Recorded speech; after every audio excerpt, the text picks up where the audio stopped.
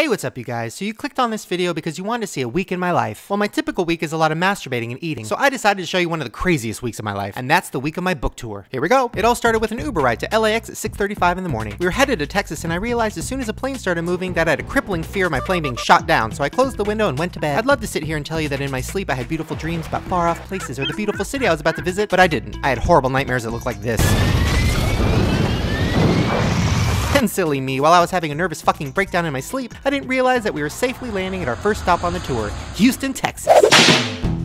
And the first stop was a bookstore that we were going to have the meet and greet at the next day, and I had to sign 2,000 copies of my book. And since I don't know how interesting that would be for you guys to watch, I sped it up 8,000%. And you know, whenever I do this, I can't help but think about the crippling arthritis it's going to give me later on in life, but I can't think about that when I'm having this much fun. So we finished up the signing, and on the way back to the hotel, I counted 146 trucks. Why the fuck do people only drive trucks in Texas? Back at the hotel, I got approximately 2 hours and 40 minutes of sleep, and I was tired as fuck. But all the same, it was a new morning, and it was time to go back to the bookstore for the meetup. When I first arrived, I thought, holy shit, these people can't be here for me. But it turns out they were all there for me. And the turnout was pretty damn good. They were excited, I was excited, even the moms were excited. And as exciting as this was, it was kind of confusing for security because they just see me as normal and even kind of gross. But I couldn't think about that, it was time to get started. The first thing I had to do was take some test shots with my publicist Ariel. She took care of me on the tour. She's like my mom, but a cool mom. And for whatever reason, seeing that process made these kids cry. And then this shit happened where my cameraman thought it was time to read. It wasn't, it was time for the meet and greet. This girl knows what's up. During the meet and greet, everyone who came to get my book was so cool, and I wish I could have spent more time with them, but if I would have done that, my publicist Ariel, you remember her, she would have fucking killed me, so I had to go fast. There were so many different types of people there to see me, and I wish I could show you all of them, but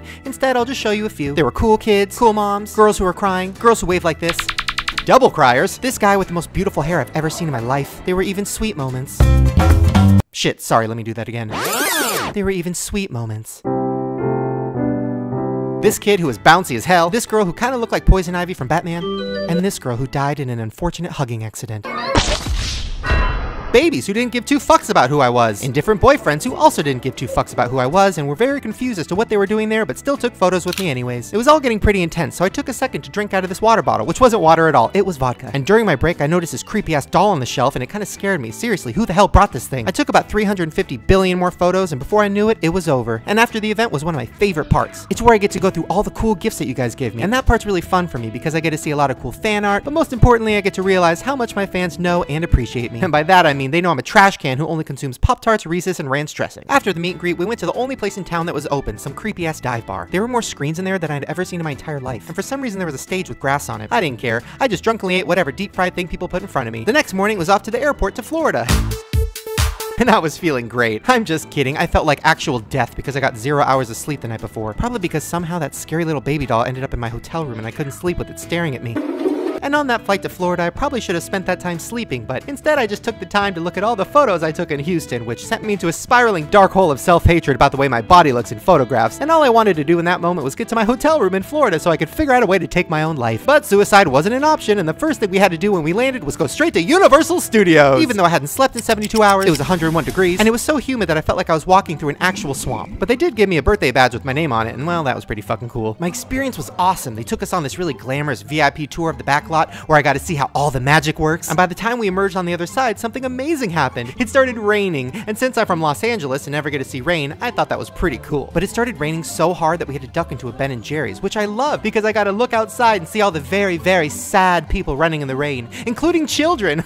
It was hilarious. Then the tour guide took us to a place called Platform 934 or something like that. He said we were going to some magic castle, but at this point I didn't really trust him because a few minutes before that, he told me I could get to a place called Diagon Alley by hitting a wall with an umbrella. Nothing happened, so we took the train instead. Diagon Alley was really wet and crowded, and I've never read the Lord of the Rings books, so I didn't really know what people were so excited about. We found that magic castle and went right underneath it, which was great because it wasn't hot and it wasn't raining down there. Then we went to a fake magic bar where I drank something called butterbeer, but it didn't get me drunk, so I was really disappointed. But it was pretty good. We saw Jurassic Park, we went on a ride about a big monkey called Hong Kong, we visited a scary nightmare place called Seuss Landing where there were way too many fucking children, and then we left because it was way too hot and I had a major case of swamp ass. That night my agent Allie took us to a really fancy restaurant. I knew it was fancy because when we got there, they had a fucking fountain outside. Then we had to go through this crazy place that looked like a white woman's wet dream to get to the restaurant, which also ended up looking like something out of a white woman's wet dream. So much so that there were actual flowers in the drinks. We watched a fireworks show from the roof, drank a lot more flower drinks, ate some fancy food, and then apparently they brought me dessert for my birthday, but honestly, I don't fucking remember. I had so many flower drinks. Then, of course, we danced in the lobby to some Mariah Carey.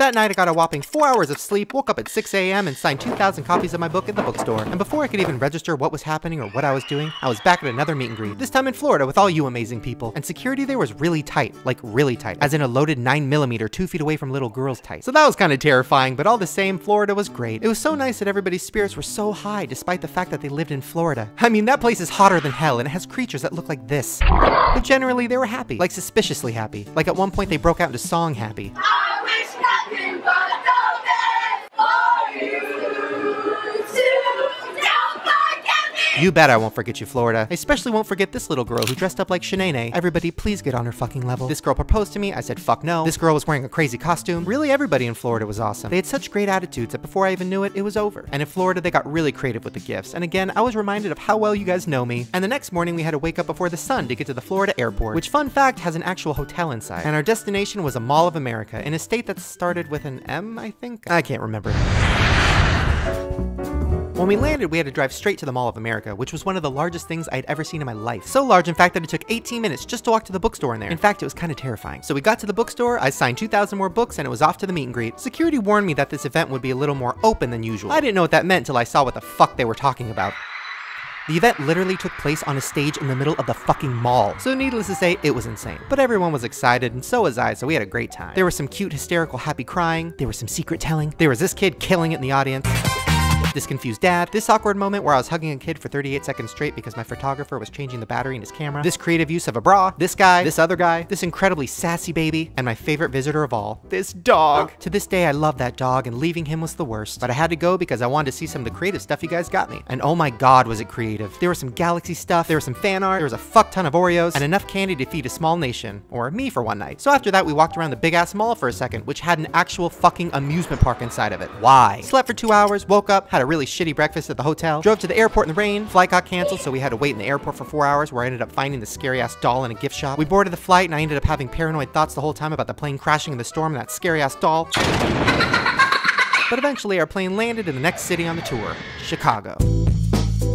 As soon as we landed, we went straight to the bookstore to sign 1,000,000 books. And then immediately after that, we went to Target because I heard that they had my book there. And to see my own book on sale at Target would have been a fucking dream come true. So naturally, I was a little sad when I saw that they were sold out. But luckily for me, they had Ricky Dillon's Follow Me, so I just grabbed one of those instead. And then I grabbed a few cases of Oreos, you know, for the long 18-minute trip back to the hotel, even though I had 2 cases the night before. The next morning was a meet and greet, bright and early at a college, where fun fact, it was so hot and humid that my camera literally fogged up the second I took it out of my case. It was so fucking hot. Security escorted me to a trophy room of all places, which at first I thought was kind of cool, but then I realized it was more sad because it reminded me of all the sports I never played in high school because I was fat. But this was no time to focus on crippling, heartbreaking memories of my past. There were people here to see me, and I had to pretend to be happy. And I must have done a great job because not once during the meet and greet did somebody say, "Shane, you look sweaty and sad." In fact, the whole thing went pretty well. Despite the fact that the room was 9,000 degrees and all of our insides were literally being baked because of the temperature, whether this girl was crying because she was a fan of mine or because she was quickly realizing that her internal organs were being rendered useless by the heat is anyone's guess. But nobody died of heat stroke, so all in all, Chicago was great. There was this cute baby, this incredible fan art, this remarkable kid that had this to say about one of my videos. I love this waffle iron dildo. Another proposal, and then of course this moment where a fan presented me with a handmade tampon necklace, and then my publicist Ariel literally snatched it out of her hands and destroyed it right in front of her eyes like a fucking crazy woman. And Chicago, your gift giving game was incredible. There was a lot of ranch, there was this fan art which actually looked more like this guy than it did me, a collage of my queen, some Reese's that I fucked up immediately, more Oreos, a candy dick, a cat shirt which I put on immediately, another dick, more fan art, fucking me, and going through that stuff really warmed my heart. But it was time to go and head to the next stop. So with a heavy heart, I said goodbye to my awesome team in Chicago. We left our gross hotel, and then we headed to the airport, which ended up looking like something out of Glitter Forever 17's fucked up imagination. I said goodbye to Chicago, trailed off into a quick nap, and when I woke up, it looked like everyone was actually dead. It was very scary. But there was something ranch flavored waiting for me, so that was nice. And before I knew it, we were landed in our next city, which was... shit,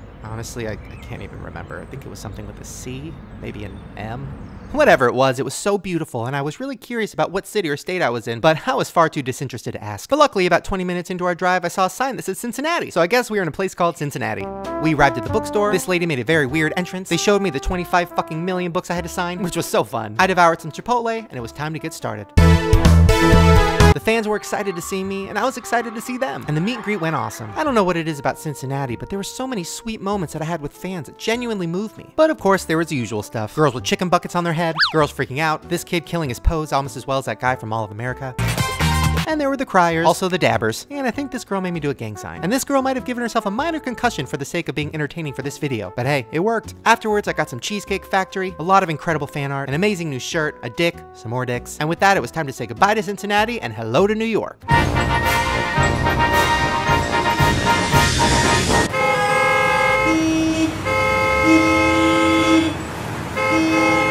Initially, I was pretty excited to see New York, but after 80 minutes of that, I was fucking over it. I mean, I wasn't over the people. They seem really interesting. Just the quantity of people. That fucking sucked. Or maybe it was just the mood I was in because over the last 8 days, I got maybe a total of 10 hours of sleep. But it's okay because at this point, I was heading into the hotel where I could take a long nap. I'm just kidding, of course. That didn't fucking happen. Instead, I went right into Simon & Schuster, the amazing publishing company that published my book. And I was gonna meet everyone that worked on it. And it was a great opportunity to meet everyone that helped make this book possible. And most importantly, we drank alcohol and ate cookie cake. And afterwards, I had to take a few meetings, but honestly, between you and I just wanted to go back to the hotel so I could read some Follow Me. But then I got to see my publicist Ariel's office for the first time, and I learned she had an unhealthy obsession with Robert Pattinson and cats. But honestly, who doesn't? Then we visited AOL headquarters. It was awesome. There was so much free shit everywhere. When we got to the signing, I was feeling kind of anxious for whatever reason. I guess I wasn't really sure what the people were going to be like there. We did the book signing, and then Ariel took me into a tiny room. I wasn't sure what she was doing at first, but it turns out she was going to break some incredible news to me. There I found out I was #1 on the New York Times bestseller list. Oh my god! Oh my god! Oh my god! He's number 1! I'm the #1 New York Times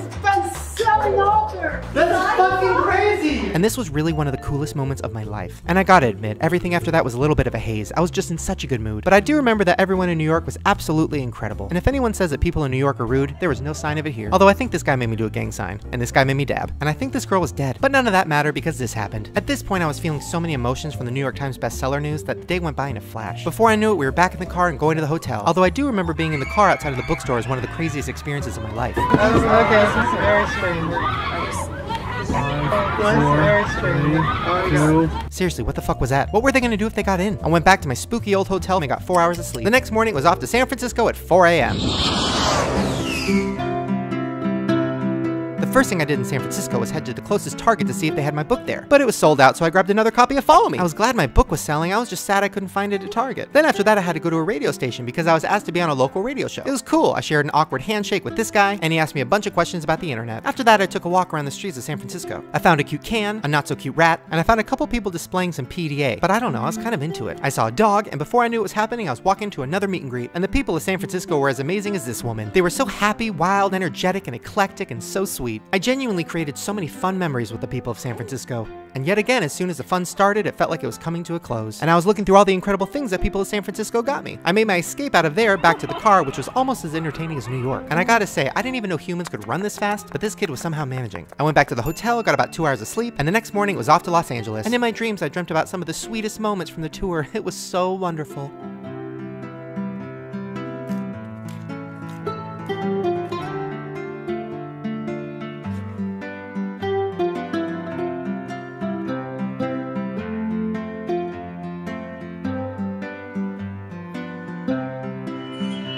Just kidding. I was dreaming about my plane crashing into the fucking earth like a ball of fire.